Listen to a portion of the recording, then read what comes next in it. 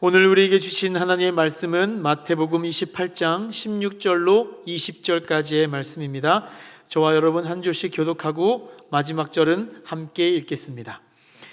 11제자가 갈릴리에 가서 예수께서 지시한 산에 이르러 예수를 배웠고 경배하나 아직도 의심하는 사람들이 있더라. 예수께서 나와 말씀하여 이르시되 하늘과 땅의 모든 권세를 내게 주셨으니 그러므로 너희는 가서 모든 민족을 제자로 삼아 아버지와 아들과 성령의 이름으로 세례를 베풀고 함께 읽겠습니다. 내가 너희에게 분부한 모든 것을 가르쳐 지키게 하라. 볼지어다 내가 세상 끝날까지 너희와 항상 함께 있으리라 하시니라. 아멘. 길었던 사순절이 내일 부활절로 모두 마무리됩니다. 특별히 이번 사순절은 예수의 길이라는 주제 아래서 예수님의 사역과 생애에 집중해서 말씀을 묵상할 수 있어서 더욱 뜻깊었던 사순절이었던 것 같습니다. 예수의 길을 따르고자, 특별히 기쁨으로 따르고자 새벽을 깨우셨던 여러분들의 마음을 주님께서 기뻐하셨을 줄로 믿습니다. 제 개인적으로도 이번 사순부활절을 섬기면서 이번 사순절은 아주 뜻깊은 시간이었습니다. 제가 모태신앙인데요, 이렇게 사순절이 길었는지를 처음 알았습니다. 무엇보다 올해 부활절은 제 인생에서 가장 기다렸던 부활절이 아닌가, 제 인생에서 이렇게 애타게 예수님의 부활을 기다린 적이 있었던가라는 생각을 했습니다. 다른 한편으로는 이번 사순부활절로 제가 가지고 있는 목회자로서의 부족함도 직면하게 된 시간이었습니다. 여러분 혹시 그 흑백 요리사나 아니면 냉장고를 부탁해와 같은 프로그램을 즐겨보십니까? 저는 참 좋아하는데요, 제가 그곳에서 출연한 셰프들을 보면서 도전도 받고 참 자극도 받았습니다. 여러분들이 생각하실 때 최고의 셰프, 최고의 요리사는 어떤 사람이라고 생각하십니까?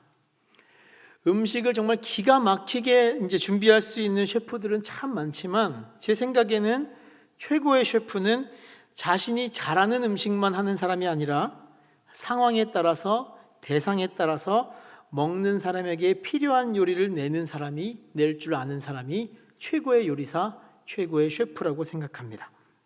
아침에는 속이 편안한 전복죽을 정갈하고 담백하게 내놓고, 피곤한 사람들에게는 아주 달콤한 디저트를 낼 줄 알고, 또 굶주린 사람에게는 한 그릇으로도 충만해지는 맛있는 음식을 낼 줄 아는 사람, 스테이크를 잘하고 파스타를 잘해도 요리를 먹을 사람들의 상황을 고려해서 맞추어서 낼 줄 아는 사람이 최고의 셰프라고 생각합니다. 육의 양식을 사람들이 맛있게 먹을 요리로 만드는 사람이 셰프, 요리사라면 영의 양식인 이 말씀을 성도님들에게 잘 받아들일 수 있도록 맛있게 설교를 전하는 사람이 설교자가 아니겠습니까? 그렇게 생각한다면 저는 개인적으로 설교자로서 이번 사순절 말씀을 준비하면서 아주 큰 부족함을 느꼈습니다. 우리 황성은 목사님은 주일 예배 상황에 맞게 맛있는 스테이크를 준비해 주시고, 금요 성령 집회에는 뜨끈한 소고기 국밥 같은 설교를 준비해 주시며, 새벽 예배 때에는 이제 딱 포인트만 쪽쪽 뽑아서 정갈하고 담백하게 전복죽을 내어 주시는데, 뱁새인 저는 그 정도 수준이 되지 않아서 제가 만들 줄 아는 짜장면만 주구장창 내는 느낌이었습니다. 아침에 먹기에는 조금 더부룩하고 좀 부담스러운, 소득이 부대끼는 그 음식일 수 있는데, 그 계속해서 짜장면만 내는 저의 모습을 보면서 나름대로 최선을 다하는데 결국 만들면 또 짜장면이 되는 모습을 보면서, 어떻게 하면, 이제 문제를 알고 있거든요. 어떻게 하면 좀 덜어낼까? 어떻게 하면 좀 담백하게 할까? 어떻게 하면 담백하면서도 깊은 맛을 낼까? 고민을 했는데도 또 짜장면이 나오는 걸 보면서 아직 멀었구나 라는 생각이 들었습니다. 매주 토요일마다 이 새벽에 짜장면을 내어드려 죄송합니다. 그럼에도 인자하신 하나님께서 날마다 여러분들에게 소화제를 주셨을 줄로 믿습니다. 그래도 짜장면 좋아하시죠? 그럼 오늘도 짜장면 한 그릇 준비했습니다. 오늘 말씀은 예수님께서 부활하시고 하늘로 승천하시기 전에 마지막으로 당부하시는 내용을 담고 있습니다. 이 말씀은 예수님의 제자들에게만 해당하는 것이 아니라 오늘을 살고 있는 모든 그리스도인들에게 전하시는 하나님의 명령의 말씀입니다. 그래서 이 말씀을 보통 우리는 지상 대명령이라고 표현합니다. 그렇다면 예수님께서는 승천하시면서 우리에게 무엇을 당부하셨는지, 어떤 것을 명령하셨는지 함께 묵상해 보겠습니다. 첫 번째로 우리의 정체성은 보냄받은 자라는 것입니다. 우리 오늘 본문 19절 말씀을 함께 읽겠습니다. 그러므로 너희는 가서 모든 민족을 제자로 삼아 아버지와 아들과 성령의 이름으로 세례를 베풀고. 승천하시기 전에 예수님의 첫 지시는 무엇입니까? 가라입니다. 영어 성경을 보면 19절은 go로 시작합니다. 가라. 우리는 주님께서 가라고 명령하셔서 보냄을 받은 사람들입니다. 주님이 가라고 하셨기 때문에 우리가 이 땅에 있는 겁니다. 이것이 우리의 생명의 이유이고 의미가 됩니다. 주님은 가서 무엇을 하라고 명령하십니까? 모든 민족을 제자로 삼고 삼위일체의 이름으로 세례를 베풀고 주님께서 분부한 모든 것을 가르치고 지키고 살게 하라. 즉 예수님께서 이 땅에 하셨던 일들을 이제는 너희가 하라. 가서 예수의 길을 따르라 라는 말씀이셨습니다. 여러분들이 이 땅을 사시면서 어떤 이름으로 불리우며 살아가고 계십니까? 어떤 정체성을 또 어떤 역할을 하며 이 땅을 살아가고 계십니까? 누군가에게는 어머니나 아버지로 불리우실 것이고 혹 누군가에게는 자녀이실 수 있겠습니다. 혹은 회사에서 내 직장에서는 나의 직업으로나 나의 직책으로 이름이 불리우기도 하죠.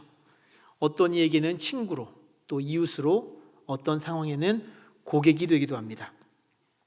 이처럼 상황에 따라 우리는 다른 역할과 다른 이름으로 불리우지만 우리가 불리우는 이름 중에 가장 본질적이고 가장 핵심적인 이름, 정체성이 되는 이름, 가장 중요한 이름은 무엇일까요? 바로 그리스도인이라는 이름입니다. 성도, 집사, 권사, 장로, 목사, 이와 같이 내가 보냄받은 사람이라는 것을 드러내는 이름인 것입니다. 호랑이는 죽어서 가죽을 남기고 사람은 죽어서 무엇을 남기죠? 이름을 남깁니다. 그렇다면 여러분들은 죽게 되셨을 때 여러분들이 남기게 될 이름은 어떻게 쓰여지게 될까요? 여러분들의 묘비에는 어떻게 새겨지게 될까요? 누군가의 아빠로 새겨질까요? 나의 직업으로 새겨질까요? 나의 직책으로 새겨질까요? 아닙니다. 장례식장에 그리고 묘비에는 집사 이상훈, 권사 이상훈, 장로 이상훈, 목사 이상훈, 이처럼 다양한 이름으로 불리우다가 결국에 우리의 삶이 다하게 되면 본질적인 이름만 남게 됩니다. 우리의 정체성, 우리의 삶의 이유, 하나님께서 보냄받은 자로서의 이름만 남게 되는 것입니다. 여러분, 이 땅을 사시면서 헷갈리시거나 혼동하시면 안 됩니다. 우리가 이 땅에서 숨을 쉬며 사는 이유는 누군가의 자녀로 살기 위해, 누군가의 부모로 살기 위해서가 아닙니다. 일터에서 맡겨진 일을 잘 수행하기 위해서 우리에게 생명이 맡겨진 것이 아닙니다. 우리의 삶의 가치와 의미는 사회적인 역할을 얼마나 잘 수행했는가로 드러나는 것이 않습니다. 우리의 생명의 이유, 우리의 생명의 가치는 모든 민족을 제자로 삼고 아버지와 아들과 성령의 이름으로 세례를 베풀고 주님께서 우리에게 분부한 모든 것을 가르쳐 지키게 하기 위함입니다. 이 지상 대명령을 잘 수행하기 위해서 우리에게 맡겨진 역할이 자녀로, 부모로, 일터로, 사회적인 역할이 부여받은 것이지 근본적인 우리가 가야 할 길은 보냄받은 자로서의 길입니다. 예수님이 걸어가셨던 그 길입니다. 바로 예수의 길인 것입니다. 그래서 우리의 인생길은 예수의 길이 되어야 합니다. 예수님으로부터 보냄받은 곳에서 예수님으로 살아가야 하는 것입니다. 복음을 전하고 이 땅에서 우리도 작은 예수가 되어서 내가 보냄받은 가정에서, 일터에서, 지역에서 이웃을 섬기며 주님을 전하는 것, 그것이 바로 우리의 삶의 의미이자 가치입니다. 여러분들의 정체성을 잊지 마십시오. 우리는 주님께 보냄받은 사람입니다. 우리가 그렇게 그리스도인으로서의 정체성을 바로 세워야 우리의 삶에 의미가 있어지는 것입니다. 비로소 우리의 삶에 진짜 가치를 부여받게 되는 것입니다. 나의 모든 역할들 중에서 가장 중심이 되는 역할, 내가 불리우는 많은 이름들 중에서 가장 귀한 이름, 보냄받은 자로서의 부르심을 기억하는 저와 여러분 되길 소망합니다. 그런데 여러분, 예수님으로부터 보냄받은 사람으로서 이 땅에서 예수의 길을 따르고 예수님처럼 살 자신이 있으십니까? 지상태 명령을 수행하면서 예수님께서 하신 대로 이 땅에서 작은 예수로 살아갈 믿음과 능력이 여러분들 있으신가요? 예수님처럼 예배하고 예수님처럼 사랑하고 예수님처럼 주고 예수님처럼 순종하며 살아가야 하는 것을 아는데, 저도 그렇게 예수님의 길을 따라 살아가야 한다고 이야기하고 있고 그렇게 기도하고 있는데 저도 솔직히 자신이 없습니다. 제가 그렇게 순종하면서 사랑하면서 살 수 있을까요? 제가 이렇게 마음속에 악함이 많고 두려움이 많은 사람인데 예수님처럼 예배하며 기도하며 살아갈 수 있을까요? 여러분들은 어떠십니까? 그런데 이런 보잘것없는 죄 많은 저와 여러분들에게 희망이 되는 말씀이 있습니다. 우리 오늘 말씀 20절 말씀을 함께 읽겠습니다. 내가 너희에게 분부한 모든 것을 가르쳐 지키게 하라. 볼지어다 내가 세상 끝날까지 너희와 항상 함께 있으리라 하시니라. 내가 세상 끝날까지 너희와 항상 함께 있으리라. 예수님께서 지금 함께 해주신다고 말씀하십니다. 언제까지요? 세상 끝날까지요. 11명의 제자에게 말씀하셨던 그 말씀의 은혜가 지금 우리에게까지 이어지고 있습니다. 부족하고 흠이 많았던 11명의 제자들에게 약속하셨던 그 세상 끝날 때까지 내가 너희와 함께 하겠다라는 말씀이 이어지고 이어져서 세계의 교회를 만들게 되고, 그 세계의 교회가에서의 믿음의 그리스도인들로 인하여서 이어지고 이어져서 한국교회가 세워지게 됐고, 2000년이 지난 지금 대한민국 서울 도봉구 쌍문동에 있는 창동 영광교회를 다니고 있는 우리와도 함께 계시는 그 주님이 이어지게 된 것입니다. 그래서 우리가 이 예수의 길을 따를 수 있게 된 줄로 믿습니다. 예수의 길은 우리의 의지나 능력으로 따르게 되는 길이 아닙니다. 우리의 능력과 노력을 의지한다면 처음에는 예수의 길을 선택하고 나아갈 수 있을지 몰라도 결국에는 세상의 길에 유혹되고 세상과 타협하는 길로 나아가게 될 것입니다. 그럼에도 불구하고, 그런 우리임에도 불구하고 여전히 우리에게 소망이 있는 이유는 우리의 연약함을 주님께서 아시고 예수님은 하늘로 승천하면서 바로 이 말씀을 전해주셨기 때문입니다. 내가 너희와 항상 함께 할 것이다. 걱정하지 마라. 세상이 끝날 때까지 내가 네 손을 붙잡고 함께 걸을 것이다. 나와 함께 걷자. 나와 함께 하자. 내가 너희를 인도할 테니 그저 너희는 내 손만 잡고 나를 따라오면 된다. 예수의 길은 결코 혼자 걷는 길이 아닙니다. 예수의 길은 우리의 능력과 의지로 걸어가는 길이 아닙니다. 우리와 함께 하시는 그 성령님의 손을 붙잡고 성령이 인도하시는 대로 따라 걷는 것이 바로 예수의 길인 것입니다. 사랑하는 성도 여러분, 그 손을 꼭 붙잡으시길 소망합니다. 죄 많고 악한 우리가 이 땅에서 예수님처럼 살기는 참 쉽지 않지만 어제도 계셨고 오늘도 계시며 우리와 끝까지 함께 하실 그 주님의 손을 붙잡게 되면 그 주님이 우리를 예수의 길로 인도하여 주실 것입니다. 사순절 주제를 예수의 길로 정하고 기도하고 준비하면서 저는 우리 교회 공동체에 예정되어 있는 광야의 길을 떠올렸습니다. 제 뒤에 있는 배경도 그래서 예수의 길인데 광야의 길입니다. 우리는 이제 예정되어 있는 광야의 길로 나서게 될 겁니다. 그곳에 어떤 은혜가, 또 어떤 축복이 있을까요? 또 어떤 고난과 어떤 시험이 있을까요? 아마 예상하지 못한 것들이 우리를 기다리고 있을 겁니다. 그러나 두려워하거나 불안해할 필요 없습니다. 시선이 광야를 향하면 두려움이 몰려오지만 우리 옆에 지금도 계신 그 주님을 바라보고 그 주님의 손을 붙잡고 나아가면 됩니다. 내가 세상 끝날까지 창동 영광교회와 항상 함께 있으리라. 내가 너희와 항상 함께 하겠다. 그 말씀을 의지하며 나아가면 되는 것입니다. 예수님은 이 땅에서 걸으셨던 예수의 길 끝에서 예수님께서 전하셨던 그 복음의 바통을 11명의 제자에게 전달해 주십니다. 가서 예수의 길을 걸으라. 그 바통이 제자로부터 전달되어서 2000년 후에 지구 반대편에 있는 우리에게까지 전달되었습니다. 54년 전 우리의 믿음의 선배들의 믿음으로 기도로 눈물로 세워졌던 창동 영광교회의 공동체의 바통이 이어져서 이제 우리의 손으로 전달되었습니다. 여러분 어떻게 하시겠습니까? 우리에게 주어진 이 보냄받은 이 길 완주하실 수 있으시겠습니까? 여러분 걱정하지 마십시오. 사실 그 바통은 여러분들 손에 있는 것이 아니라 여러분 옆에 있는 성령 하나님의 손에 있습니다. 우리는 그저 그 성령 하나님의 손을 붙잡으면 되는 것입니다. 주님께서 같이 띄워주실 겁니다. 주님께서 우리의 길을 인도하여 주실 것입니다. 우리 평생 함께 하실 주님을 기억하며 우리 교회의 과거로부터 100년 후, 1000년 후의 역사까지 함께 해주실 그 성령님을 기대하며 그 손을 꼭 붙잡고 예수의 길을 따라 걷는 저와 여러분 되길 소망합니다. 그 믿음을 고백하며 함께 찬양하겠습니다.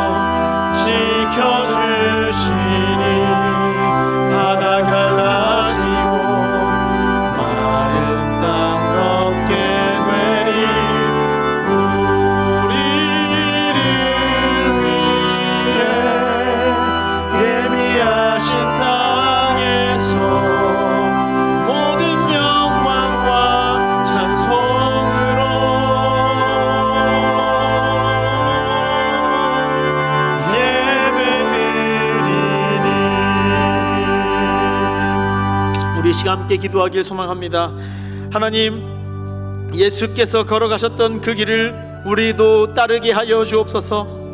세상의 것을 쫓는 삶이 아니라 천국의 소망을 두며 하나님 나라를 확장하는 삶을 살게 하여 주옵소서.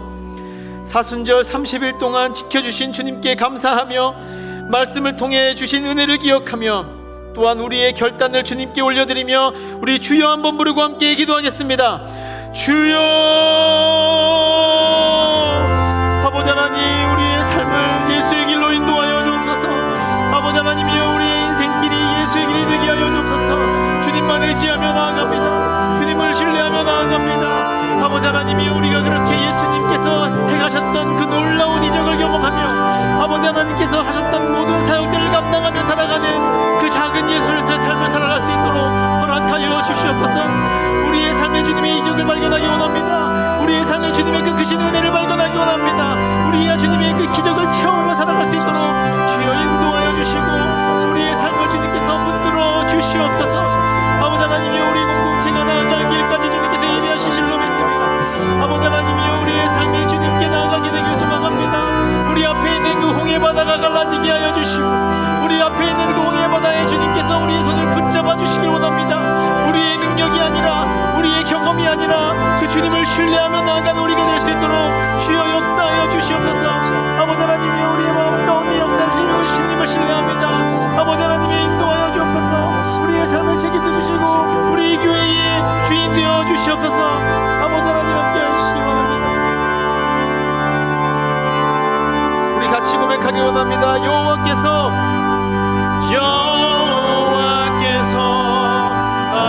앞서가시며 우리 손 들고 찬양합니다. 지켜주시니 바다 갈라지고 마른 땅 걷게 되니 우리를 위해 예비하신 땅에서 모든 영광과 찬송으로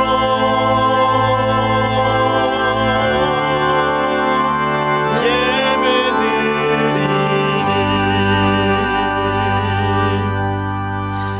사랑의 하나님, 감사합니다.